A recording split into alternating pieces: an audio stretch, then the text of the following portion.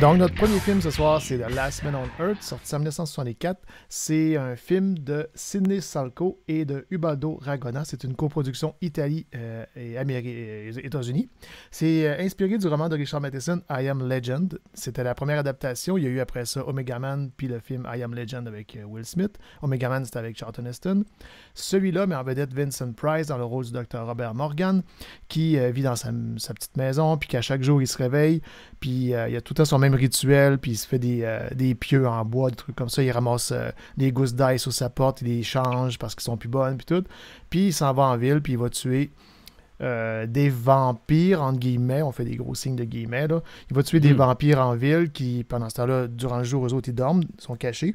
Puis il essaie de les trouver, puis de les tuer. Parce que la nuit, ben, ils viennent se promener autour de sa maison, puis frapper dans ses fenêtres, puis tout ça, puis vouloir rentrer, puis le tuer, parce qu'il est le dernier homme sur la Terre, comme le dit le titre. Mais est-ce bien le cas? C'est ce qu'on découvre tout au long du film. Fait que j'en dirai pas plus, on va en parler. C'est Vicky, je pense, qui en parle en premier. Yes, t'as vu que c'est ma shameless. Oui. Alors, tu le dis, hein, c'est des vampires ou zombies entre parenthèses. Quel vampire de marde! J'ai jamais vu des vampires aussi inefficaces. Si les zombies de Walking Dead étaient si inefficaces, on capoterait encore plus. Toutefois, quel film excellent. C'est un film de vampires de marde, mais les vampires dans le livre sont de la marde. C'est une très bonne adaptation. Non, tu dis les vampires dans le livre sont de la merde, t'as pris la peine de lire le livre aussi? Moi, j'ai lu le livre, mais il y a 2 ans. Fait que j'y vais vraiment de mémoire. J'y vais de mémoire. Ouais, puis moi, je l'ai lu il y a une vingtaine d'années, puis moi aussi, c'est là, très loin, là, mais ce qu'on sait pas, c'est que, il y a 20 ans, Jean-François avait l'âge de Vicky, il y a 2 ans. C'est tellement vrai. Fait qu'on l'a lu à la même époque, toi et moi, c'est ça. De notre vie, de notre parcours intellectuel. Bref, je vais faire gros des parallèles avec The Walking Dead, premièrement, mais tout d'abord, je tiens à dire qu'on avait pris ce film-là par hasard, je l'ai expliqué au début du podcast, pour que je découvre Vincent Price, et ça a été le hasard, je sais pas pour ces autres films, mais le hasard m'a donné un excellent film pour connaître cet acteur-là, parce que tout repose sur ses épaules, et c'est incroyable comment il est bon dans ce film-là, il joue un personnage merveilleux et il le joue solide. Mes parallèles avec Walking Dead, ils sont multiples, mais je vais y aller d'abord avec un plan large, si vous me pardonnez l'expression cinématographique, dans le sens où maintenant on entend et on surentend. Maintenant dans Walking Dead, c'est plus ce qui est dangereux, c'est plus les zombies, c'est les humains qu'on côtoie. Yes. Ça aussi dans Last Man on Earth, cette idée que qu'est-ce qui est plus difficile à vivre, les humains qui ont survécu à l'attaque ou les zombies, les personnes qui nous attaquent, les zombies qui nous attaquent, les vampires. Puis, tu sais, il y a une scène où Vincent Price sort de son auto, puis c'est ça, puis il veut rentrer dans sa maison, puis il est pour se faire attaquer. Tout ce qu'il y a, chers auditeurs, pour se défendre, c'est un petit Christine miroir à peu près gros comme une face, là. Puis il présente ça aux zombies pour qu'ils reculent. Mais tu sais, il y a des zombies qui arrivent dans son dos, que c'est super facile à l'attaquer, mais où, puis il se revire, il donne le miroir, le zombie recule de 800 mètres, après ça, il remet ça à l'autre. C'est très, très facile de se sauver de ces vampires-là. C'est pour ça qu'ils tolèrent pas leur reflet, là. Fait que lui... Oui, c'est ça. Mais tu sais, c'est vraiment très facile s'en sauver, là. Tu brandis un peu d'ail, puis il capote, là. Faut pas juste qu'ils soient en contact, là. Tu le mets devant leur face, puis ils reculent vraiment beaucoup trop. Ils ont des réactions... Tu leur montres une photo, puis ils vont capoter. Ouais, la réaction est beaucoup trop vive pour l'impact logique. N'en reste pas moins que la question, c'est beaucoup sur la solitude, sur vivre avec le poids sur ses épaules, d'être le seul homme, le dernier homme sur Terre. Et on peut pas faire abstraction non plus du film avec Will Smith, qui est sorti, il y a quoi, à peu près 5 ans, peut-être un peu moins? En 2007, je pense. Un petit peu plus, ouais. 2006-2007, je pense. Mais moi, je pense qu'un spectateur d'aujourd'hui qui voit ce film-là pour la première fois peut pas faire abstraction du film de Will Smith, qui est très différent et du livre et de ce film. Mais je veux quand même parler du chien. Parce que dans les deux films, on m'enseigne un chien. Yes. Mais dans le livre, dans le film de Vincent Price, on est très, très fidèle au livre, au moment où le chien n'est qu'un aspect. Lui, il vit dans une solitude extrême. Autant dans le livre que dans le film, on essaye de le convaincre que sa vie de vampire est mieux que sa vie seule. On essaye de lui faire comprendre que ce qu'il fait, c'est en vain.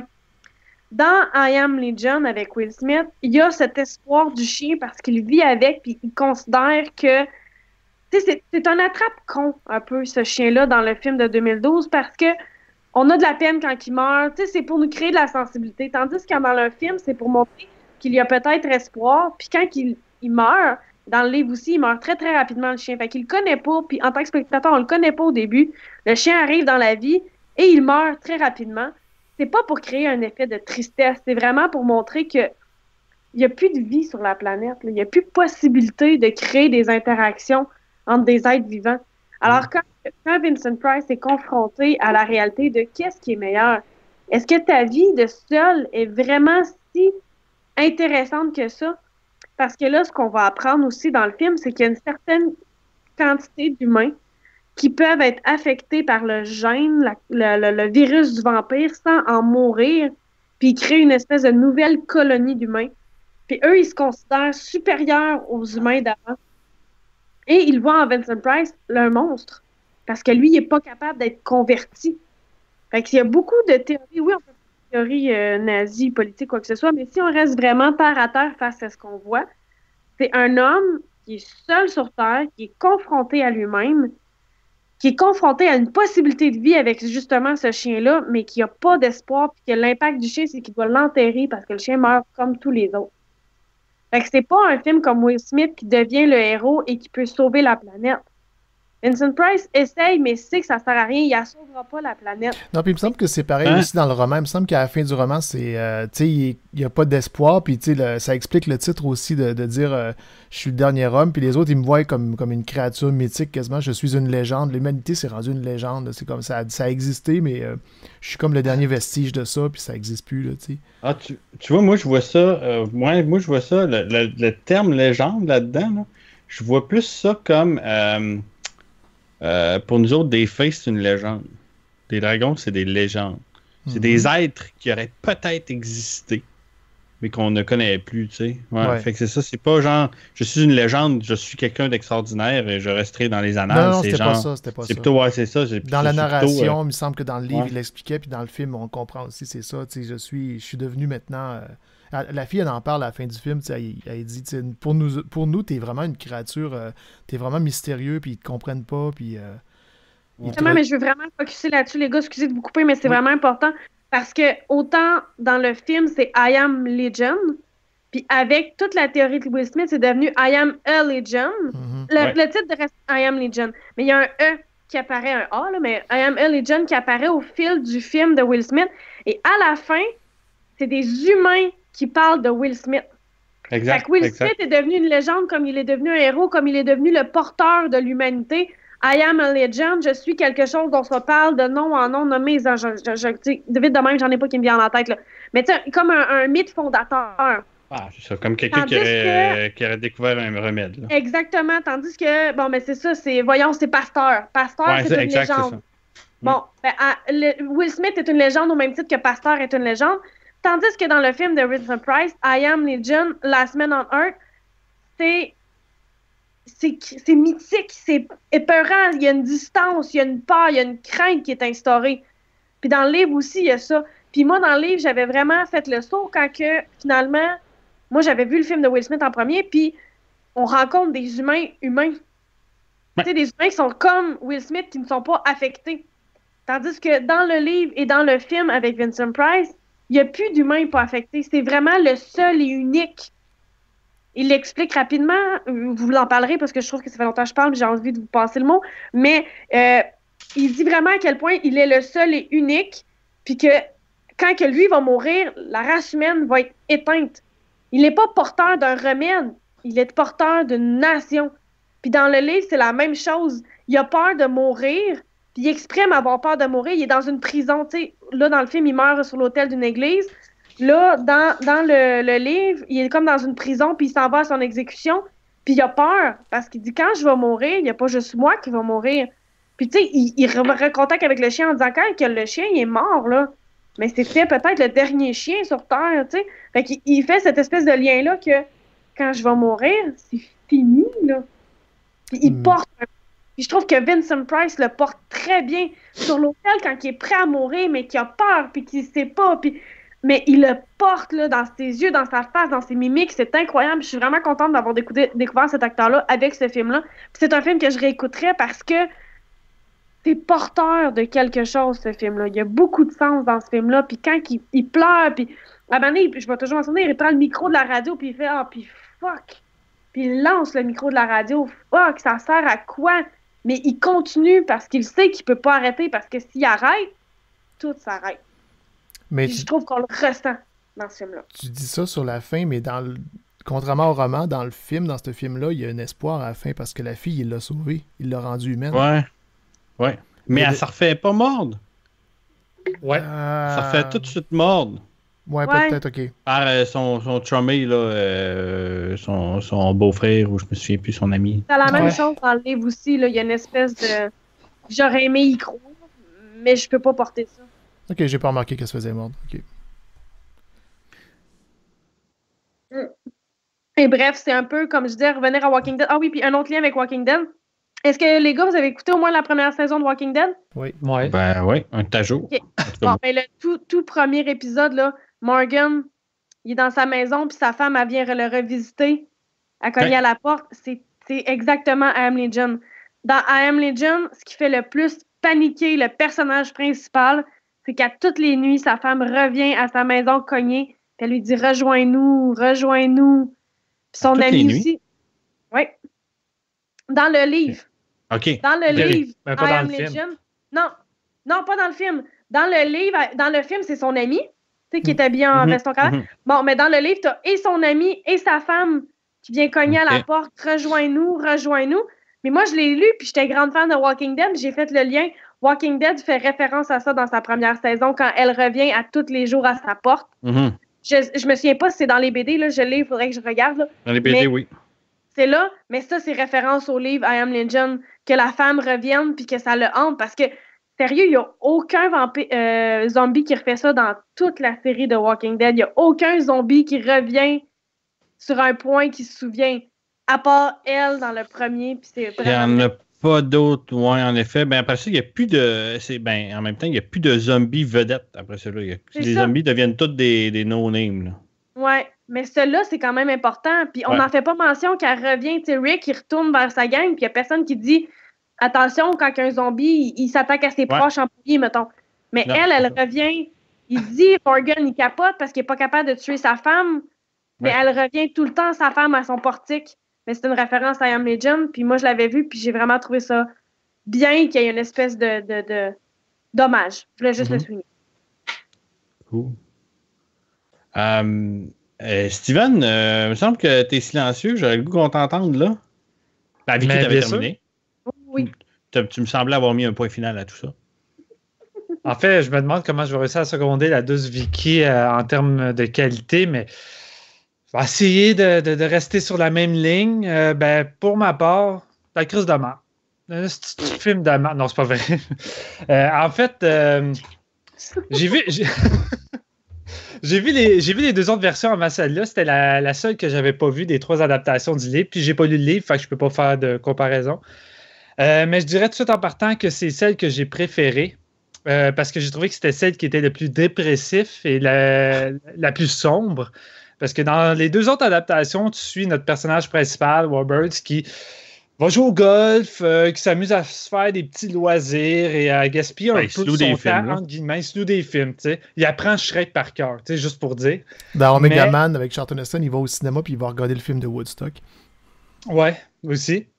Tandis que Vincent Price, dans celui-ci, il gaspille jamais son temps. Il s'amuse jamais. Il est tout le temps sur un niveau de stress, tout le temps en train de tout faire pour avancer vers son but, de fouiller la ville de compte en compte, d'essayer de tuer tous les vampires qu'il y a dans cette place-là. C'est un homme qui est juste rongé par le stress, le désespoir, la tristesse d'avoir perdu sa femme et sa fille. J'ai vraiment beaucoup aimé cette lourdeur qu'il y avait dans cette version-là. Puis, veux pas, je trouve que le noir et blanc accentue toujours ce style-là dans les vieux films. Je trouve que ça réussit tout le temps à apporter une ambiance plus lourde qu'en couleur. Là. Je sais pas si ça me fait tout le temps cet effet-là. Chaque fois que j'écoute un film de cette époque-là. Et Vincent Price, comme à l'habitude, livre une performance vraiment incroyable. dans le rôle de Robert. Je me suis tout de suite attaché à lui. J'étais vraiment tout de suite embarqué dans sa routine. J'aimais ça voir qu'est-ce qu'il faisait dans le jour, tout ça. Puis pour l'époque, quand même, le côté isolation est assez bien retranscrit. Puis les plans qu'ils ont quand même utilisés pour essayer de montrer que la ville est morte, c'est quand même réussi. Tu sais, c'est pas comme avec Will Smith où il est face avec du CGI, les défauts ou des problèmes. Là, c'est vraiment, faut t'essayer de filmer puis qu'il n'y ait rien dans ton plan qui va venir gêner ce que tu es en train de faire. Fait que là-dessus, je trouve que le film est vraiment réussi visuellement puis techniquement, ils se sont beaucoup forcés. Un petit aspect que j'ai un petit peu moins apprécié, j'ai eu de la misère un peu avec le flashback qui était un peu interminable. Qui en montre trop et que le lighting est assez inégal également, surtout au niveau de sa petite fille. À chaque fois qu'elle ouvrait sa bouche, j'étais comme arrête s'il te plaît. Elle mime très bien qu'elle est aveugle. Hein? Oh oui, très bien. Même chose pour sa femme, je la trouvais so-so. Tu sais, je voyais aussi que ça s'en venait, mais je trouvais que ça l'étirait vraiment beaucoup. Puis j'ai perdu. Oui. J'ai trouvé que le problème avec ça, ça a été que le flashback arrive à un moment où on en sait déjà tellement que le flashback répète certaines informations qu'on n'avait pas besoin de revoir. Là, elle répète, puis on pouvait se faire notre propre image de ça. On se doutait que c'est à peu près ça qui est arrivé. Fait je trouve ça. En fait, la seule scène que j'ai vraiment beaucoup aimée du flashback, c'est lorsqu'il va voir où que la décharge des cadavres puis qu'il se dépêche d'y aller pour essayer d'empêcher les gens de pitcher sa fille. Puis t'en as un autre qui se dit, gars, ma fille aussi est là-dedans. Toute cette scène-là, dramatiquement, je la trouvais vraiment réussie. J'étais comme, ça aurait été le fun que le flashback soit peut-être un peu plus condensé puis qu'on élimine quelques scènes qui étaient vraiment pas nécessaires. Mais après ça, on en revient dans l'actualité du film. Et là, il arrive le passage que moi, ça m'avait fait décrocher avec la version Will Smith. C'est lorsqu'un autre être humain rentre en jeu. Moi, j'avais vraiment décroché. Je préférais quand Will Smith était tout seul dans l'autre version. Je trouvais que ça venait alourdir puis gaspiller. Là, ça m'a moins dérangé. Je dois t'avouer que ça a plus de sens dans cette version-là, vu un peu l'aspect que toute Vicky a mentionné, qu'est-ce que veut dire I Am Legend dans celui-ci, ça n'a pas le même terme. Je trouvais que la présence de la fille était plus justifiée, qu'elle avait plus une raison d'être là que l'autre, qu'elle aurait pu juste pas être là. Ça n'aurait rien changé à mes yeux. Fait que là-dessus, j'ai aimé pareil toute la partie avec la femme. Même chose pour le chien que je trouvais vraiment réussi au niveau de la thématique, comme disait Vicky aussi. Vicky a mentionné tous les meilleurs trucs sur les liens. Je savais que j'avais trop parlé. Ben non. C'est ta cheministe, c'est correct. Par contre, Vicky, tu dis que les vampires, c'est de la merde.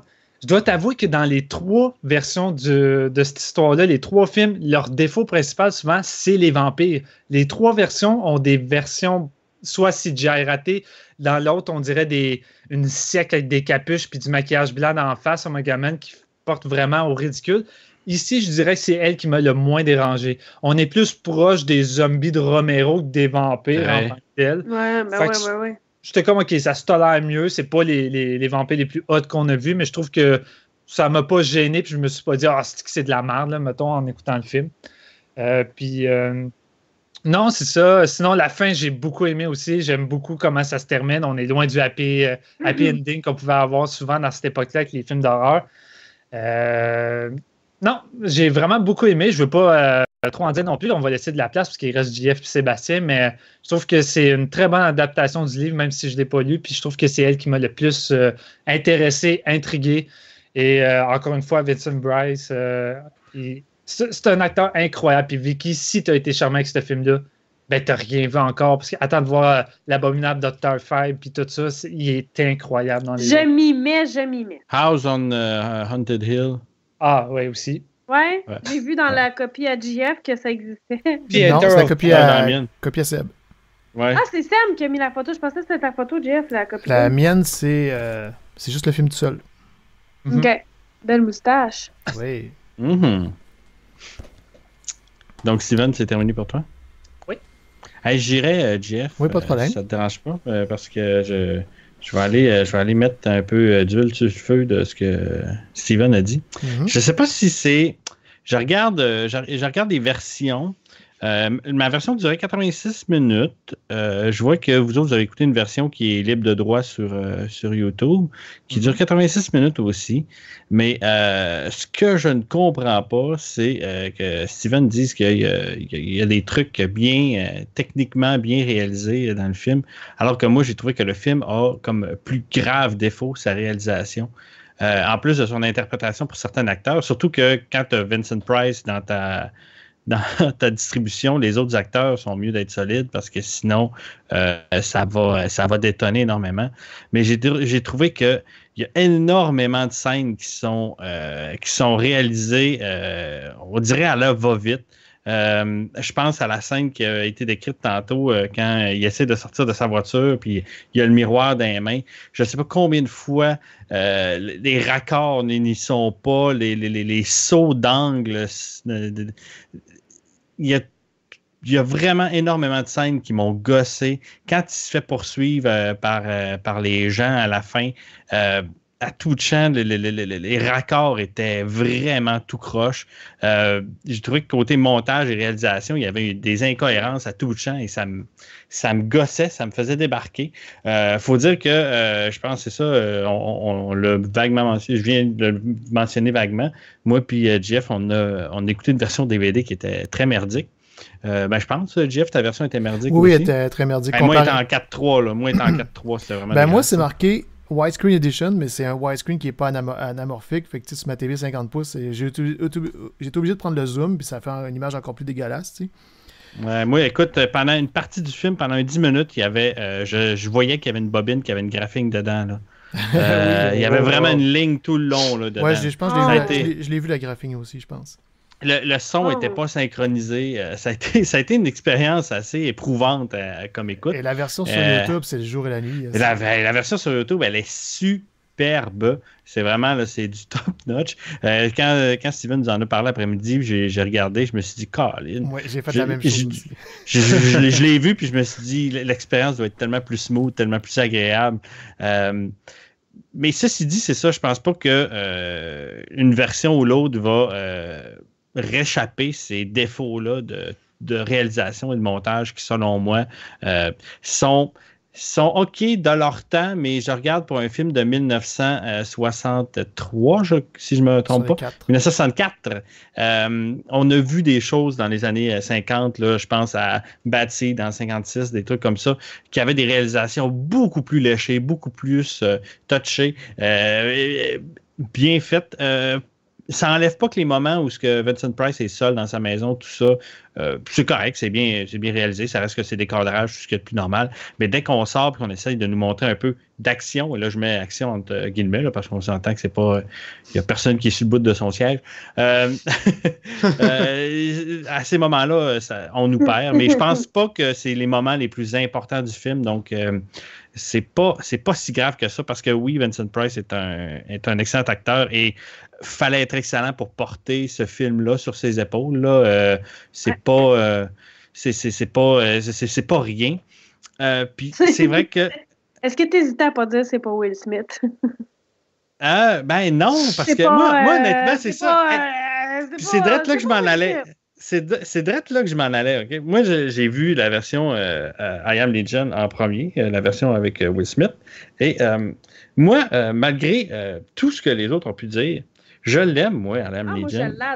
J'adore écouter ce film-là. C'est un bon popcorn. Tu sais, oui, le CGI est dégueulasse, tout ça. Mais je trouve que le film a bien ramené l'histoire à une autre époque et a été ailleurs avec. Sans aller chercher la profondeur. Oui, c'est ça. La fin manque excessivement de profondeur versus l'original avec Vincent Price. Je pense qu'il y a eu comme 4 fins différentes pour cela. Ah oui, puis il y en a une qui est disponible d'ailleurs sur le net. On peut la voir et elle est incroyable. Puis tu te dis pourquoi est-ce qu'ils n'ont pas gardé ça? Ou est-ce que tu sens plus. Tu sens l'intelligence des vampires dans cette scène-là, dans une seule scène. Puis c'est dommage parce que tu vois qu'ils ont juste voulu en faire un blockbuster un peu sans cervelle. Mais je trouvais que Will Smith était quand même capable de très bien tenir le film sur ses épaules. Puis Will Smith, on s'entend, là, le gars du charisme en Simonac. Tu as pleuré quand le chien est mort, hein? Non. Tout le monde pleurait dans la salle, honnêtement. Là. Non, je suis pas de même. Mais c'est pas grave, j'étais triste quand même, mais j'ai pas pleuré. J'étais triste pour le chien, mais j'ai pas pleuré. C'est ça encore? Non, je suis le même, oui! Moi, c'est mon bébé. À chaque fois que je vois un chien souffrir dans un film, je fais pause. Je demande à mon chien de venir se coucher sur moi, puis là, je la flappe, puis je dis, ça va être correct, ça va être correct. Elle a pas de My temps, God, elle écoute s'en pas sac, là-dessus, mais moi, Vicky. Non, c'est ça exactement. J'ai jamais vu ce maudit film-là qui passe sur Facebook. Non pas à la télé, mais sur Facebook, parce que quand que ça passe à la télé, hostie qu'on m'entend parler. Mais je suis pas capable. Moi, c'est mon bébé, mon chien, tu sais, puis elle est comme un peu sur le bord de crever. Fait que je suis comme pas capable de l'accepter encore. Et comme, non, toi, tu mourras jamais. Je vais te battre. Mais donc, c'est ça. Non, j'ai pas pleuré pendant le chien, mais j'ai trouvé ça très triste quand même.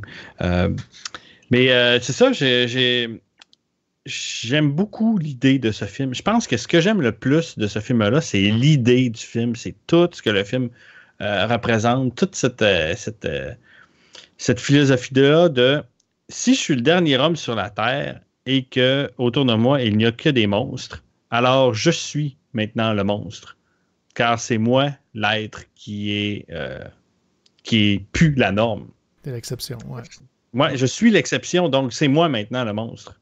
Ben, Je ne. Tu sais, à quel moment où ce que. Parce que. C'est ça, dans le fond. Puis tu prends n'importe quelle histoire de vampire ou quoi que ce soit. Si le chasseur de vampires devient le dernier chasseur de vampires sur Terre, ben, veut pas. Les vampires ont dominé la Terre et tuaient maintenant le monstre. Je vais lire le dernier paragraphe. Je voulais voir si le livre était facilement accessible pour nos recommandations. Enfin, puis je suis allée lire le dernier paragraphe. Puis c'est vraiment ça. C'est tous les vampires l'attaquent. Puis il dit autant que je souffrais, autant que je riais. Plus il m'attaquait, plus il m'entourait. C'est en anglais, là, mais plus il m'attaquait, plus il m'entourait. Plus j'avais mal, mais plus je riais parce que je venais de comprendre quelque chose. Ça finit I am Legion. Mm-hmm. Ça finit comme ça. Fait que c'est là qu'il a compris. Puis juste avant, il dit je comprends que I don't belong to this world. Je n'appartiens pas à ce monde. Il n'y a plus rien à sauver. Là. Le monde n'a pas besoin de lui. T'sais, lui, il continue à vouloir trouver une solution pour sauver tout ça, mais pourquoi trouver une solution à un monde qui ne t'appartient plus, qui n'est plus, qui a plus besoin de toi? C'est ça qui est génial. Peur de lui. Parce qu'ils disent ils ont envoyé la fille pour être sûr qu'il s'en aille pas puis qu'il s'enfuit pas. Les vampires ont quand même peur de lui et de ses capacités parce qu'il peut partir au soleil. Ça, c'est quand même drôle, par exemple. Quand il arrive à la fin, la manière qu'ils sont équipés, les vampires, tu te dis, vous auriez pu arriver pas mal avant. Là. On s'entend que vous êtes... une armée. Vous êtes une armée pour le détruire. Oui, mais les vampires ne savent pas que, un, ils ne savent pas où qu'eux, ils dorment, puis que, deux, ils savent pas que... comment sortir au soleil. Tu sais, moi, j'ai pas tout compris comment la fille était capable d'être au soleil. Ben, elle dit, elle a une seringue, puis ils disent... Oui, c'est ça, semi-vampire. Ils sont comme semi-vampires. C'est des vampires qui ont réussi à se soigner sans se soigner vraiment. Mais puis là, il dit, bon, ben d'abord, vous êtes correct. Puis il fait, non, t'as pas compris. Tu nous as tués. On veut, même si on est en train de redevenir des genres d'humains, just too bad, là, tu nous as tués, t'as tué des amis, on veut pas de toi, là. T'es mort. C'est ça qui est fou dans cette histoire-là. C'est souffrant pour eux, moi. Moi, j'ai l'impression que c'est souffrant pour être au soleil, pour le médicament vaccin, c'est souffrant. Ouais, peut-être. Je sais pas. En tout cas, peut-être que dans le livre, c'est mieux expliqué. Dans le film, j'ai pas senti ça. Mais bon, on la parole à Jeff, peut-être. Ben, je pense que peut-être que Jeff le sait. Jeff le devinait. Il le ressent dans son âme, dans son sang. Le sein de la connaissance. Saint Jean-François de l'information, c'est à toi. Ben, je sais pas en fait comment répondre à votre truc. Décevant. C'est ça, tu sais, regarde. Tu viens d'être. Son micro. Comment qu'on appelle ça là, quand on n'est plus un saint, là, quand t'es expié, je sais pas trop. Je sais plus. Il a été, mais moi, j'avais. T'as été décanonisé. Ouais. Moi, je suis en restauration, fait qu'il a été rétrogradé. C'est mon plongeur. Mais êtes-vous vraiment tous les trois absolument certains que la fille se fait mordre à la fin? Parce que je suis sur la page Wikipédia, puis la page Wikipédia, puis dans le résumé, ils décrivent vraiment en détail tout ce qui se passe, puis ils décrivent que lui se fait tuer, tout ça, se fait blesser, mais il n'y a jamais mention qu'elle se fait morte. Puis moi, dans ma tête, la manière que le film se terminait, puis surtout la manière qu'elle fait comme s'éloigner un peu de l'endroit où lui il meurt, puis elle fait comme sortir par elle, fait comme s'éloigner vers la sortie de l'église tout seul, ça me donnait l'impression qu'on était en présence là, de la dernière femme sur Terre, qui était redevenue humaine, puis qu'elle s'éloignait des autres, là. Mais... Quand Vincent Price s'en vient pour l'aider, le vampire est déjà dans son cou, puis quand il l'enlève, ben, tu vois qu'elle se met sa main parce qu'elle a comme été mordue. À 1h19 exactement, je suis en train de regarder le film. OK. D'accord. Elle a la main sur le cou, puis le vampire est en train d'attaquer. Mais elle a peur d'eux, par exemple. JF a raison. Parce que tout de suite après, il y a maman avec son bébé, puis elle dit on est débarrassé du monstre, puis elle le regarde avec crainte. Ouais, elle c'est ça. Ça, je m'en souviens, par exemple. Puis ben, c'est ça. Je suis assez d'accord. Je suis tout à fait d'accord, en fait, avec Sébastien, que le film est un peu... c'est mal fait, techniquement. C'est boboche. Ça fait vraiment un film rapide, fait un peu à la Roger Corman, tu sais. Surtout que ça aide pas le fait que le film soit doublé, ça se tourne en Italie, puis les Italiens faisaient tout le temps doubler le film, puis que ça me gosse, puis ça rend ça un petit peu plus ridicule quand tu vois des scènes de doublage mal faites, tu sais, puis comme vous disiez, les acteurs, la petite fille, puis la femme de Vincent Price sont vraiment pas très bonnes, mais même, je vais dire un blasphème, puis je suis un gros fan de Vincent Price, mais même lui, je l'ai pas trouvé si extraordinaire que ça, mais tu sais, c'est peut-être juste parce que c'est le jeu de l'époque, là, puis d'habitude, je suis assez, je vais facilement pardonner ça, mais il y a quelque chose qui me gossait dans son jeu de trop théâtral. Je reviens avec ce mot-là que j'ai utilisé dans l'épisode de The Fly, que je trouve qu'il joue trop théâtral, puis c'est du cinéma, puis ça devrait être moins gros un peu. Mais en même temps, c'est le genre de l'époque, fait que je devrais pas trop être dur. Tu dis c'est le genre de l'époque, et j'oserais même dire que c'est le genre de Vincent Price. Ouais. Tu sais, on fait juste écouter son texte au début de Thriller. Puis en tout cas, pendant la chanson Thriller. J'adore sa voix. Il n'y a pas plus théâtral que ce texte-là, cette livraison de texte-là. J'adore sa diction, j'adore sa voix. Puis dans The House on Haunted Hill, moi je l'adore, il est tellement charmant, il est suave, il est extraordinaire. Puis chose qu'il faisait dans le remake était extraordinaire aussi, mais Jeffrey Rush, mais Vincent Price est inégalable dans ce rôle-là. Mais, même dans son interprétation dans Edward Scissorhands. Oui. Il était très, très théâtral, très, très bon. Mais c'est ça, non, il est pas mauvais, c'est juste que c'est ça. C'est très théâtral, faut pas s'attendre non plus à un jeu naturel et moderne. D'ailleurs, sa première crise d'honneur, il a fait front. Il est devant la caméra, comme tu dis, théâtral, parce qu'on dirait que la caméra est plantée là, lui est là, sur une chaise, puis quasiment dans une posture non naturelle. Oui. Pour être sûr d'être face à la caméra, pour que son plan soit parfait, que tout soit cadré correctement. OK, la lumière est là, mon lumière est là, mon ombre est là, parfait, je peux paniquer. Oui. Mais moi, j'aime ça, ce genre de jeu d'acteur, par exemple. Ouais, c'est ça. En général, j'ai tendance à pardonner. Là. Je sais pas pourquoi j'ai accroché là-dessus. T'avais une version de marde comme moi, c'est ça le problème. Mais sinon, j'adore les films apocalyptiques, post-apocalyptiques dans ce genre-là, avec des zombies, des trucs comme ça. Puis j'aime beaucoup les scènes au début avec les corps morts dans la ville, tout ça. Même si, encore là, ça fait cheap, puis ils ont plus l'air de dormir que d'être morts. Ils sont sont sur leur côté souvent. Ils ont plus l'air en position de sommeil. Ils sont blottis, exactement. Mais qu'est-ce que je voulais dire aussi?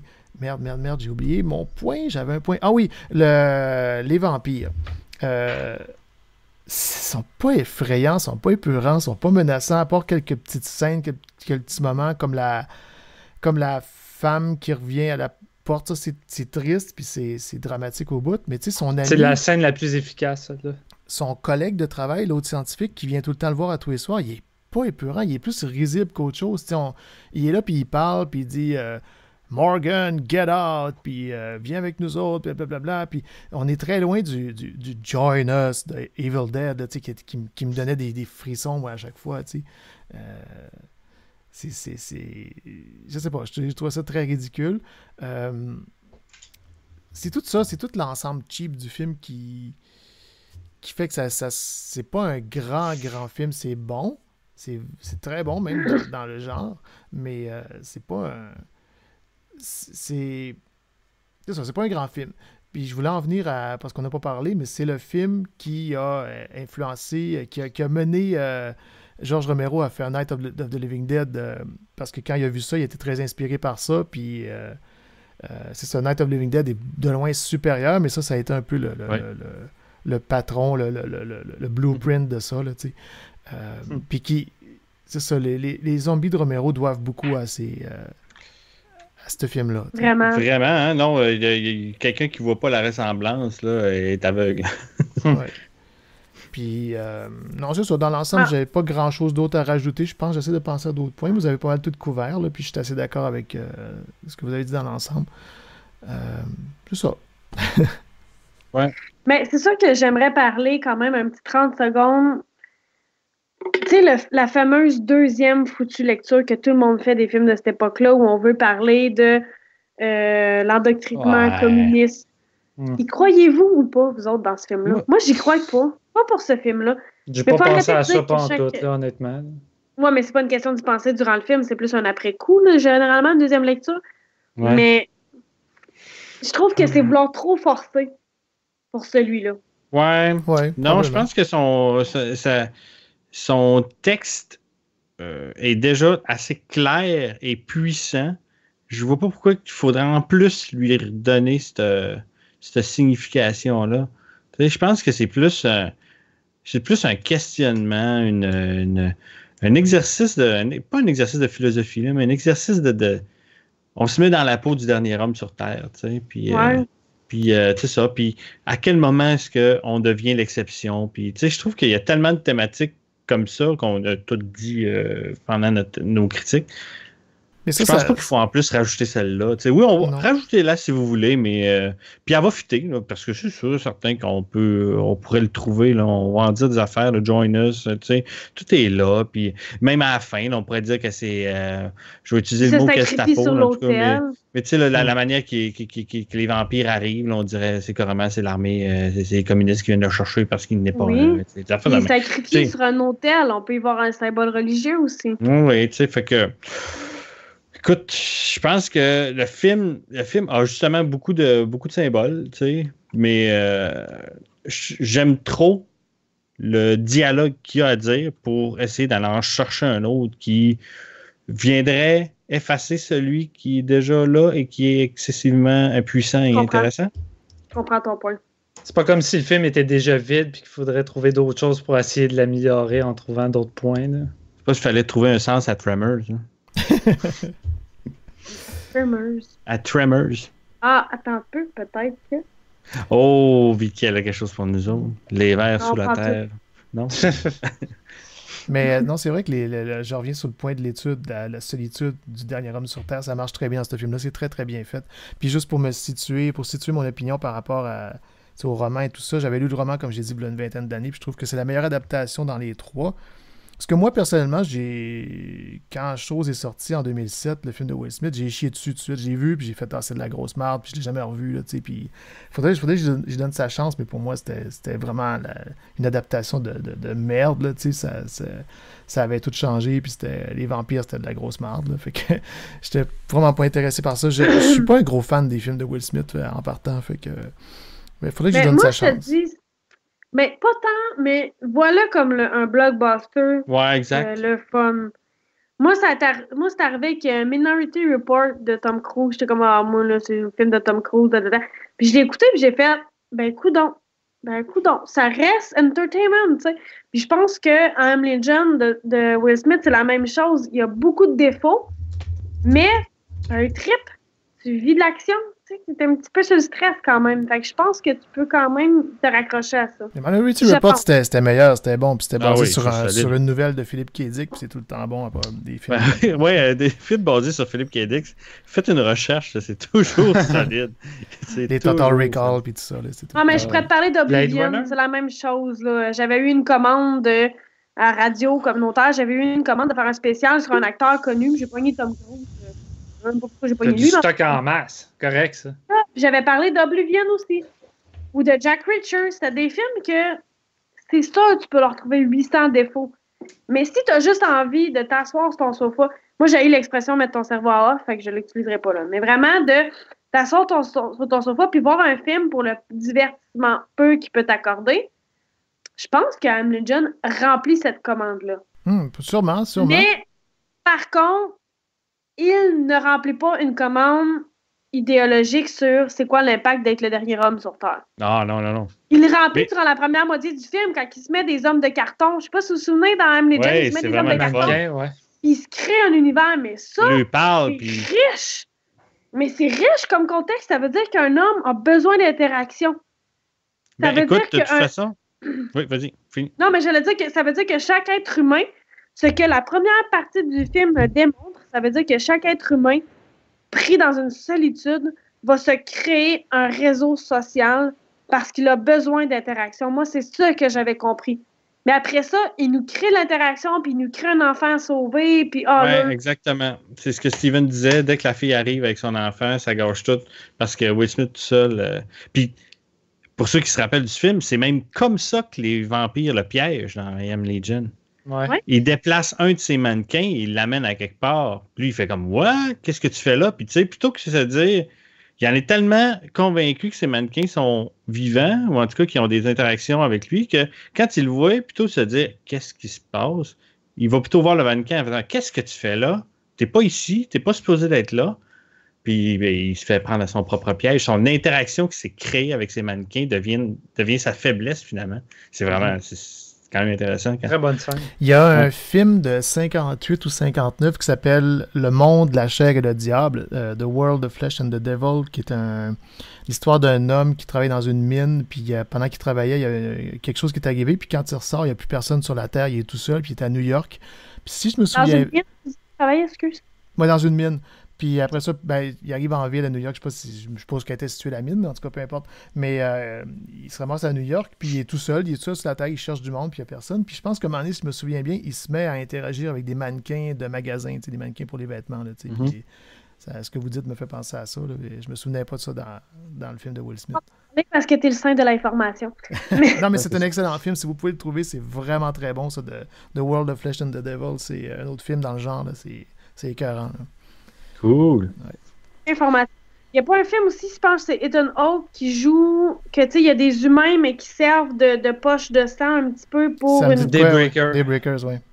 Bon, mais il faudrait quasiment voir est-ce que ce film-là s'est pas inspiré aussi, tu sais, moi, je sais pas, je l'ai pas vu, mais tu sais, il y a cette espèce de contexte il n'y a pas de la semaine on Earth, mais il y a quand même un contexte de catégorie de surhumains, encore une fois, des vampires qui sont en contact avec des humains. Le rapport entre les deux. Le thème du film est assez différent, mais je comprends ce que tu veux dire. On pourrait mais le film Mr. Nobody, c'est pas ça aussi? Lequel? Mr. Nobody? Avec Jared Leto? Non, lui, il vit juste 2 versions de sa vie en même temps, c'est ça? Ou même plusieurs, je pense. Ouais, plusieurs, ouais, c'est ça. Ok, je pensais que c'était quelqu'un qui devait décider s'il voulait être dans une catégorie d'homme ou l'autre. Juste vers Non, je pense qu'il voit les plusieurs possibilités que sa vie pourrait avoir selon les choix qu'il fait, si je me trompe. Ok. Puis juste une dernière chose, un autre film que je peux mentionner vite, c'était en 85 ou 86, je pense que c'est The Quiet Earth, puis c'est, il n'y a pas d'acteur connu là-dedans, mais c'est aussi un homme qui se ramasse tout seul sur la Terre, puis il vit différentes affaires, là, il va finir par rencontrer du monde, mais en tout cas, pendant une bonne partie du film, il est tout seul sur la Terre, c'est vraiment intéressant aussi. Fait que si vous pouvez trouver ça, là, ça vaut la peine. Sinon, il y a Castaway aussi. Il y a Castaway aussi, il devient ami avec un ballon. Mais ça prouve qu'on fait le début. Le besoin des interactions sociales. Mais c'est en gros sur l'homme, pour vrai. C'est une réflexion. Tu sais, moi, quelqu'un qui me demande tout le temps pourquoi tu écoutes autant de films, c'est parce que écouter des films, c'est que ça te porte à te réfléchir sur toi-même. Tu sais, je suis une personne... Moi, j'ai un gros paradoxe, personnellement, pour parler encore de moi, parce que je parle tout le temps de moi. Mais j'ai un gros paradoxe je suis une personne qui travaille dans le public. Je suis une serveuse. Je suis tout le temps... Puis quand je suis en congé, je veux m'enfermer entre 4 murs puis qu'écouter des films. Mais tu sais, c'est un paradoxe quand même de... C'est pas parce que j'ai une quarantaine des gens, je veux dire, je vais en voir, mais j'ai besoin de cette solitude-là. Fait que tu sais, c'est le paradoxe de à quel moment tu as des interactions sociales puis à quel moment c'est bien de pas en avoir, tu sais, de jouer avec ça. Puis est-ce que quelqu'un qui se dit hey, « moi, je suis solitaire dans la vie puis j'ai pas besoin des autres », ouais, mais... Il va trouver son interaction ailleurs parce que c'est sûr certain que tout le monde en a une quelconque. Bref, Oui, mon Dieu. Quel silence, hein? Oui, hein? Ça fait une porte à réflexion, fait que faut le voir. Cool. Est-ce qu'on a autre chose à rajouter? Mais sérieux, je veux pas couper la discussion, là, mais parce que c'est vraiment intéressant. Mais est-ce qu'on a autre chose à rajouter? On y va avec nos recommandations. Steven, tu nous présentes une carte cadeau à HMV, c'est ça? Steven est clair. Non. Et puis bonne. Ah, OK. Voilà, c'est une carte cadeau HMV pour zoom. rester longtemps avec toi. Moi qui avais fait un zoom sur les numéros en arrière. Ah, Colin. Oh. Vicky, je pense que ton opinion est assez claire, mais quelle est ta recommandation pour ce film? Ben, étant donné que vos achats ne vaut pas de la merde. Il y a un collector edition par contre, Vicky. Ben oui, mais la version YouTube est gratuite et est bonne. Ouais, mais. Quand t'es monté. Alors, c'est la recommandation à Vicky. Ouais, mais là, genre, mais download-le. Tu peux maintenant, tu sais, downloader YouTube. Oui, OK. Ouais. Là, tu te le graves sur un CD puis tu te photocopies une pochette, c'est ça? Non, ça, par exemple, j'ai ça, par exemple. OK. Tu le mets sur ton ordi, consommation personnelle, parce qu'il peut être retiré de YouTube, mais non, pas pour partager, puis donner, puis faire semblant que tu l'as dans ta collection. Ça, c'est cheap en ta Ah, moi, ça me fait rire, moi, le monde qui dit « J'ai 500 films chez nous sur un disque dur. » Ben, bravo, champion. Si je veux, moi aussi, je vais les avoir toute la gang. Là. Il y en a un qui m'a déjà dit hey, « Moi, j'ai 300 films. » Je suis c'est quand même pas super. Il dit « Sur Netflix. » Je suis comme « ta gueule. » J'ai les mêmes 300 que toi. Non, mais tu sais, je sais pas s'il y en a qui l'ont vu passer. J'avais acheté une grosse boîte de films pour mon resto. Puis là, je suis rendue à 800, 900 quelques DVD. Puis, j'étais avec un gars du resto qui en a à peu près ça aussi, 900, un des cuisiniers du resto qui est un grand collectionneur de DVD. Fait qu'on se parle, puis on se prête beaucoup, beaucoup de films. Puis là, il y a un gars qui arrive, il dit ben moi, tout, je vais vous en prêter, puis je vais en avoir. Puis là, il arrive avec, tu sais, comme dans le temps, ta collection de CD que tu amenais dans ton char, là, que tu avais une pochette avec. Bon, c'est habituel. Mais ouais. Fait qu'il y avait, c'est ça, exactement ça. Une pochette, un gros cartable avec plein de CD gravés. Mais lui, il arrive avec ça. Mais les deux, on était comme vraiment déçus. Puis tu sais, il était comme, ben oui, mais pourquoi vous achetez vos films? Ben justement, le plaisir de les partager. Tu sais, c'était le fun. On arrivait au resto avec une pile de 10 films, tu sais, puis on se les partage, puis on en parle. Puis il y a une espèce de communication qui se faisait avec ce film-là. Puis, tu sais, il y en a gros. La personne qui m'a vendu sa boîte de DVD, c'est qu'il n'en voit pas l'intérêt de garder des DVD. C'est correct aussi. Lui, il est un collectionneur de VHS, par contre. C'est quand même un collectionneur. Mais bref, il y a un trip, là. Steven, tu comprends ce que je veux dire? Ben oui, s'il y a bien quelqu'un qui comprend ça, c'est moi, Vicky, là. Écoute, tu parles pas à un autre même, là. Ben, c'est ça. Fait que c'est pour ça que je dis le film de Vincent Price. Si vous me dites que la pochette, le DVD sur Amazon, quoi que ce soit, en valait la peine, je dirais un achat. Par contre, ce que je comprends, c'est que la copie YouTube est plus intéressante. Prenez la copie. Oh non, vas-y, excuse. Non, mais j'allais dire, prenez la copie YouTube, gardez-la pour vous parce que vous allez vouloir le réécouter. Puis si, éventuellement, il y a une bonne copie qui sort, mais il y en a mais à 35$, collector DVD. Là. Non. C'est parce que Scream Factory ont sorti le 2e volume de Vincent Price Collection. Tu as 6 films de Vincent Price en Blu-ray dedans, remasterisés, y compris celle-là. Puis j'ai réussi à le voir pour 48$. Tu sais, tu as 6 films dedans. Là. J'ai pas vu les autres encore. Ah, ben là. Je serais bonne raison de l'acheter. Je serai convaincu au prochain podcast. OK. Cool. Ouais, non, c'est ça. Puis de toute façon, Jeff, si t'es comme moi, c'est une copie qui t'a même pas coûté 5$. Hein? Non. Pas plus que ça, sûrement. Ben, elle vaut même pas 5$, asti. Maintenant, c'est quoi? Mais je passe le micro. Je parle à soir, c'est incroyable. Mais moi aussi, je dirais que avec le YouTube HD, puis juste pour mentionner, pour ceux qui cherchent, c'est la chaîne, c'est Kings of Horror. Fait que cette version-là est vraiment, vraiment belle. Là. Il y a même une version colorée qui est pas très laide non plus. Des fois, les versions colorées noir et blanc, ça donne des effets intéressants, je trouve. Ouais, ça dépend. Alors, puis toi, Steven? En temps normal, je dirais qu'un achat DVD, mais crime, je me dis que tant qu'à faire, autant se pogner le coffret parce que les autres films qui sont dedans sont bien intéressants. Fait qu'allez-y avec le coffret de Scream Factory. Ben écoute, le coffret de Scream Factory, je l'ai devant moi. Tu me corrigeras si je me trompe. C'est Scream Factory, je crois que oui. Tu as House on Haunted Hill dessus. Return of the Fly. The Raven. Oui, The Raven, The Comedy of Terrors et il y a Tomb of Ligeia, celui-là je ne le connais pas, et Dr. Phibes Rises Again.